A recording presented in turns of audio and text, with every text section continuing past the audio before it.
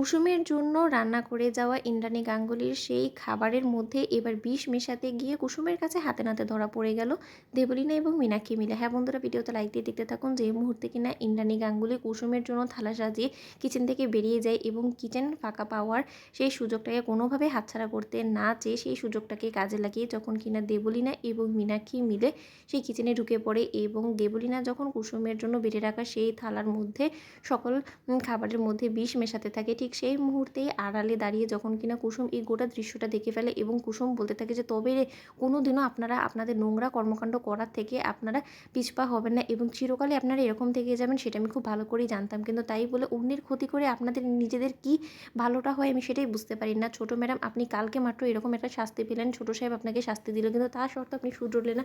আপনি ঠিক তার পরদিন থেকে আবারও নোংরা চক্রান্ত করা শুরু করে দিলেন। কিন্তু এবার আর আমি কোনোভাবেই মুখ বুজে সহ্য করব না। এবার এর জন্য আপনাদেরকে আমি কঠিন শাস্তি দিব।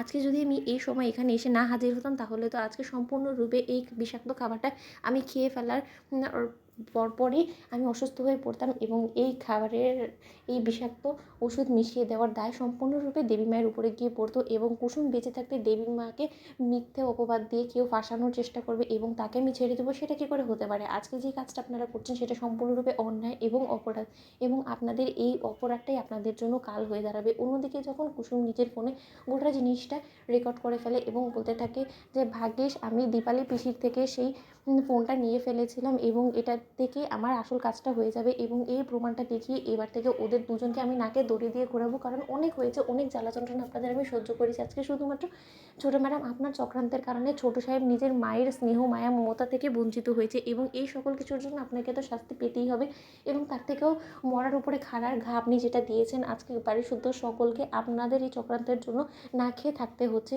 এবং এর জন্য তো আজকে আমি আপনাদের কী অবস্থা করি সেটাই শুধু আপনারা দেখেন। অন্যদিকে দেবলীনা বলতে থাকি যে ব্যাস আমাদের কাজ হয়ে গিয়েছে, আমাদের যতটুকু করার সে সকল কাজ আমরা করে ফেলেছি আন্টি, এবার শুধু আমাদের মুভি দেখার পালা। কারণ যখন কিনা কুসুম এই খাবারটা খাবে তার পরবর্তীতে কুসুম যে পরিমাণে অসুস্থ হবে এবং কুসুমের এই অসুস্থতা, কুসুমের এই জ্বালা যন্ত্রণা সহ্য করতে না পেরে যখন কিনা আয়ুষ ওর মায়ের উপরে সন্দেহ করবে, ওর মাকে অপমান করবে, ঠিক সেই মুহূর্তেই ইন্দ্রাণী গাঙ্গুলি আয়ুষকে ঠাটি এক চড় মেরে আয়ুষকে চিরকালের জন্য নিজে থেকে সরিয়ে দিবে এবং তার পরবর্তীতে সেই সম্পর্কটা আর কোনো দিনও তুমি যাতে জোড়া লাগাতে না পারো সেই ব্যবস্থা এবার আমি করব। কুসুম, আমিও দেখি যে কী করে আজকে তুমি আমার এই চক্রান্ত থেকে পার পাও।